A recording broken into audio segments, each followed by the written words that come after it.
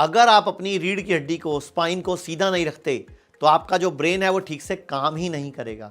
सबसे पहले तो कई लोगों को ये पता ही नहीं होता हमारा ब्रेन सिर्फ वही नहीं है जो हम तस्वीरों में देखते हैं। ज़्यादातर लोगों ने ब्रेन की एक सिंपल फोटो देखी होगी, लेकिन रियलिटी में ब्रेन ऐसा नहीं होता। ब्रेन के नीचे एक पूरी पूंछ जैसी संरचना होती है जिसे हम स्पाइनल कॉर्ड कहते हैं। असल में यह स्पाइनल कॉर्ड हमारी स्पाइन, रीढ़ की हड्डी के अंदर होती है। और आपको सुनकर ये शौक लगेगा कि अगर आप अपनी स्पाइन को सीधा नहीं रखते तो आपके ब्रेन में ऑक्सीजन कम हो जाती है, जिसकी वजह से हमारा फोकस, कंसंट्रेशन सब कम हो जाता है। और जो लोग इस तरीके से स्पाइन और गर्दन को झुका कर नीचे बैठते हैं लंबे समय तक, उन लोगों को हेडेक होना, सिरदर्द होना, डिप्रेशन होना, माइग्रेन होना लगभग 100% तय होता है। सबसे खास बात यह है कि ये जो वेगस नर्व होती है ना, वो स्पाइन के थ्रू ही आपके ब्रेन से जुड़ी होती है।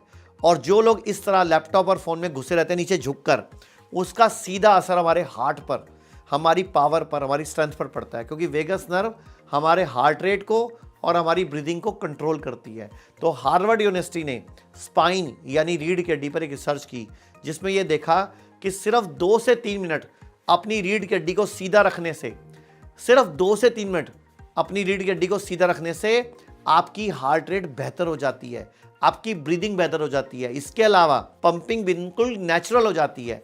और यहाँ तक कि रिसर्च में यह भी देखा गया कि अगर अपनी स्पाइन में, हमारी रीढ़ की हड्डी में चोट लग जाए तो उसका डायरेक्ट असर आपकी ब्रेन की मेमोरी और लर्निंग पर पड़ सकता है, यानी आपकी सीखने और याद रखने की क्षमता कम हो सकती है।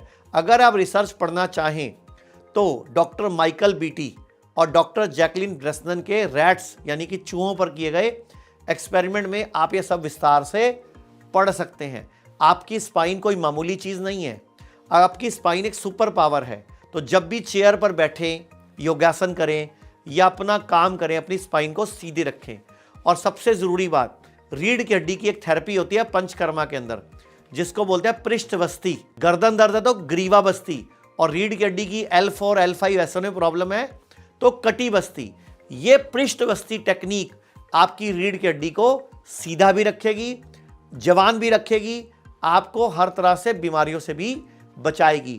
और ये हर 3 से 6 महीने में हर भारतीय को करानी चाहिए।